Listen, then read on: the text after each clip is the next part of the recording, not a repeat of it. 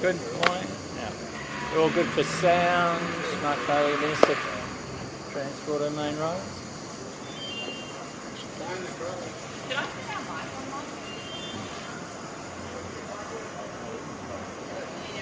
on? Okay, good to go. Every waves from everyone. Cameraman? Yeah, cool. Okay. Well, it's great to be here in the Brunswick Street Mall in the Valley for today's press conference. This area is the centre of nightlife here in Brisbane. Been so for a long time, and that's why we're here, is to talk about safety in our taxi and rideshare industry over the festive season. We saw some reports a month or so ago of taxi drivers who are not doing the right thing by their customers, often late at night, and that was of real concern to me in the government. It is the responsibility of drivers of rideshare and taxis to ensure the safety of the public every single time they engage with them, and that is our expectation as a government. If you get a taxi or a rideshare at night, early in the morning, after you've been out having a good time with your friends, it is your right to make sure that it is a safe service and that you're delivered home safely. Our enforcement activities, I want to thank all our transport inspectors and other staff who have been out, and police who have been out enforcing the rules and regulations around taxi drivers and rideshare drivers over the last month or so. We've had nearly 1,000 engagements out there, but very sadly, and I'm very disappointed to see that we've seen nearly 200 offences being identified in that. So 1 in 5, we've found the drivers doing the wrong thing, and they have been penalised as a result of that. So what I want to say to all the taxi drivers and rideshare drivers out there is this is just the beginning. Our people will be out there late at night, early in the morning, constantly over the festive season to all the way to Australia Day and beyond, enforcing the regulations, and if you're found to be doing the wrong thing, you will be heavily penalised or may well lose your licence, because we want the safety of people to be guaranteed by drivers, particularly women late at night. That concerns me, that we might have drivers doing the wrong thing and preying on women who, in particular, who may be trying to get home and expect a safe service and may not be getting that. That's our expectation as a government. So we've cracked down with enforcement, and that enforcement will increase and continue right through the festive season. And I just want to say a big thank you, though, to the majority of the taxi drivers and rideshare drivers who do the right thing and who do look after people and do a wonderful job. We are talking here about a minority of people who are not meeting their responsibilities to the public. The majority of drivers are doing the right thing, but it's the minority who are giving the others a bad name, and we've got to deal with them. So safety first. I want all the drivers to be thinking about the public and their safety when they provide their service, whether it's 4 p.m. or 4 a.m. What kind of behaviours are the taxi drivers doing to 1 in 5? Yeah, look, there's been a whole range of instances. Happy to provide you more specifics there, but certainly there's been attempts to negotiate fares rather than put the meter on, and you know, if you get in a cab, you often know how much the price of the taxi fare home might be. If it's $25, $30 and it's budgeted for that, you might not have much more. And you know, drivers demanding double that or the like is just not on. They've got it. There's rules and regulations around this, and drivers sign up for that when they become a taxi or a rideshare driver, and I expect them to follow it every single time, 100% of the time, because the safety of the public is what we are concerned about. These pretty shocking findings of 1 in 5 taxi drivers are doing the wrong thing. Have you handed these findings over to like the taxi council or any of the big taxi companies, and what was their response? Yeah, look, we have been in touch with the industry, taxi and rideshare. I was speaking to the CEO of the Taxi Council this week, and look, he agrees that I know the Taxi Council want to make sure that if there's any bad eggs in the industry that they're weeded out, and they are very engaged with the department about this, and we're sharing our information with them, and you know, they want to see their industry perform well. I know they do. What we're talking about here is a minority of drivers who are bunging it on, but at the expense of the safety of the public. You were saying before that a concern for you is the way that female passengers are treated when they get into taxis at times. From these intercepts, were there any female TMR fire employees or people doing the intercepts that found any of this dodgy behaviour towards women?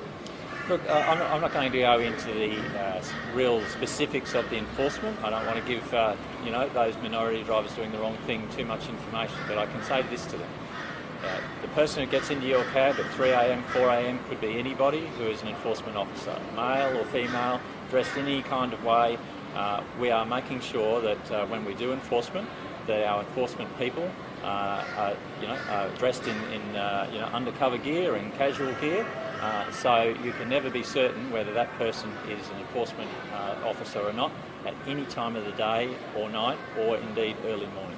And for people who get into taxis and they get a sense that the taxi driver is doing the wrong thing, like not using the meter or like putting fares up or whatever, what can people do? Look, people need to use their best judgment, but if they don't feel safe, I certainly urge them to disengage as quickly as possible. Every circumstance is different, so if you've called a cab in the middle of nowhere and they turn up, and it's a very vulnerable situation.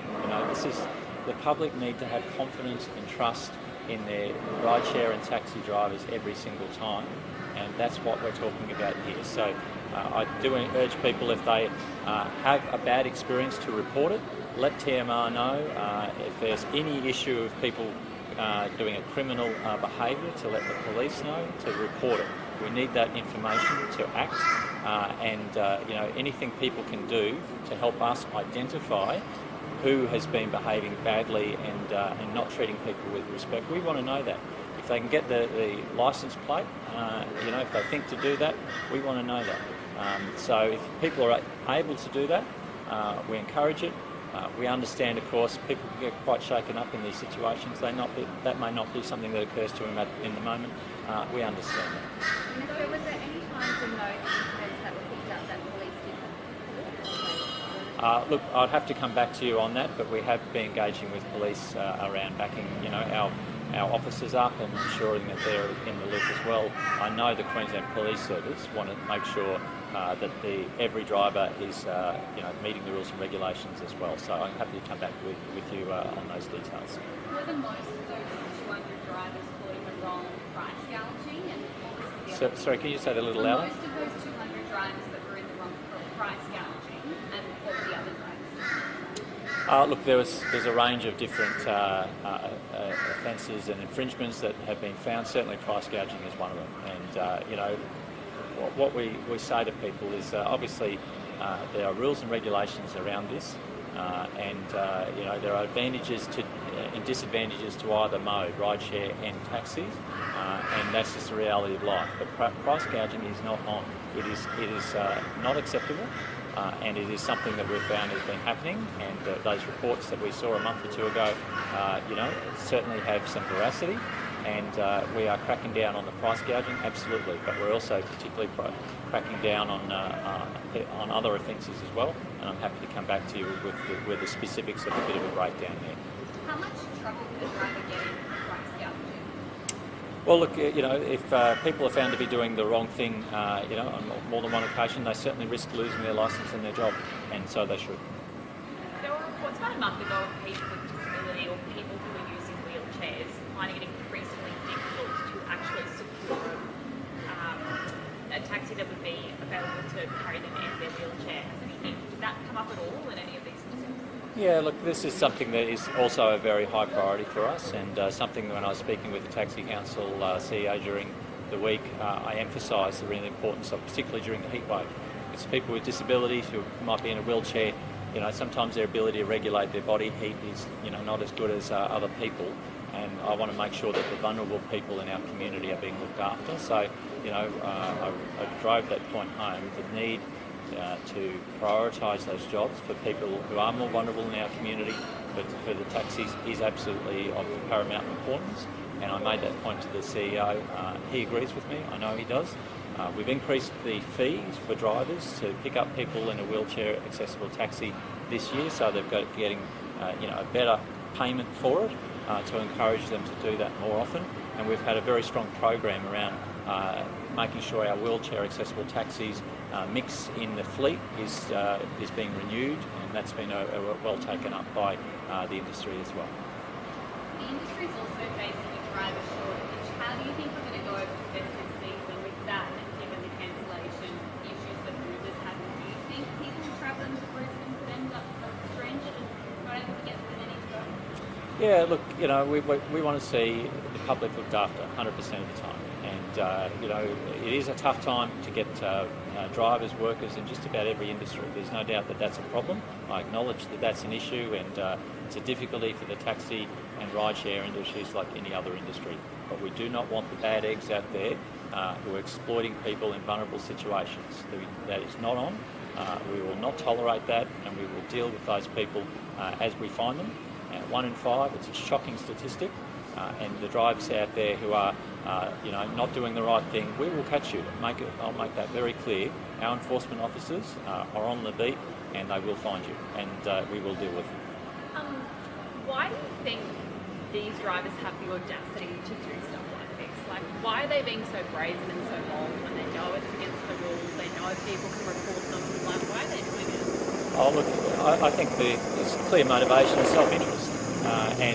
Wanting to make more money out of people, and at the expense of their safety and at the expense of their responsibility to the public. Now, this happens in all kinds of industries at different times, where a few people think that their self-interest is more important than the public interest. And, it's unfortunate that happens, but we want to make sure that now that we're aware of it and that we're enforcing it, that we stamp it out and it's dealt with once and for all. And, why I'm holding this press conference today is to fire another shot across the bow to all those drivers that we are out there, and the enforcement is only increasing, and it will be very strong over all the festive season. This is a time where, more than any time of the year, people are out having some drinks, Christmas parties, catching up with family, having a great time. We want to make sure all those people get home safely. Is this the first time a trial like this has happened? Look, enforcement happens over time and in different forms, and our transport inspectors, are aware of this issue. They've been briefed on the intel that we've got from various sources, and they're out there doing a great job. I want to thank our transport inspectors. They're working at 3 a.m, 2 a.m, midnight. This is hard work, difficult work, but they're out there doing a great job from the Transport and Main Roads Department on behalf of the public and their safety. I can't thank them enough. And you know what? They're going to be doing a lot of late shifts and a lot of hard work over the next 2 months to protect the public, and I cannot thank them, enough. When you say the crackdown's ramping up over Christmas, are they going to be enforcing every day over the break out there, or how much is it ramping up? Well, I don't want to share the operational details, obviously, but they will be targeting the late night economy. There's no doubt about that, and we know the late night economy over Christmas, New Year is not just Friday nights and Saturday nights, it's often a lot of other nights as well. So I would say to drivers, you can be caught anywhere, anytime, day or night, early morning. Our transport enforcement people will be out there, and they'll be backed up. This is not the time to be bunging it on and exploiting the public. This is the time to look after the public. That's what our expectation is. Just on COVID, does the government have any idea how bad the situation is at the moment, because people aren't really testing or looking as much? Yeah, the Health Minister's standing up a little later today. I'm sure she'll have the specifics around that. But look, there's still COVID out there. I don't want to, be alarmist for people at all, but a week ago I finally tested negative after having COVID a second time for a week. Look, it was not quite as bad for me the second time. For some people it is. It's still very unpleasant. The fatigue's, not easy, and of course you're at home there. Well, I was isolating there for about 7 or 8 days. So there is still COVID out there, and I just say to people, still use your common sense. I know there's a lot of COVID fatigue out there, but there's still people who are transmitting it. There are still some deaths, unfortunately. So, people just need to do things like social distance when they think about it. If they have a mask, it's handy to have that mask if you're in suddenly a really tight group of people in a lift, or maybe, at a work function or whatever. Just to keep that common sense factor going, to minimise your risk. It's still handy to have those options to just minimise the risk of picking it up. Is it having much of an impact on the government? Are you finding that QPS and paramedics and workers are impacted? Look, probably the health minister is the best person to respond to that. But our first responders out there are always doing a fantastic job. We've got one of the best health systems in the world. They look after people well. So do our emergency responders, police, fire, emergency, all those sorts of people who are working on behalf of the public. You've got to love the work that they do, and they'll be working all over Christmas, New Year, at a time when many of us are just enjoying having a day off. They're out there looking after us, so I want to thank them. But look, COVID is still around.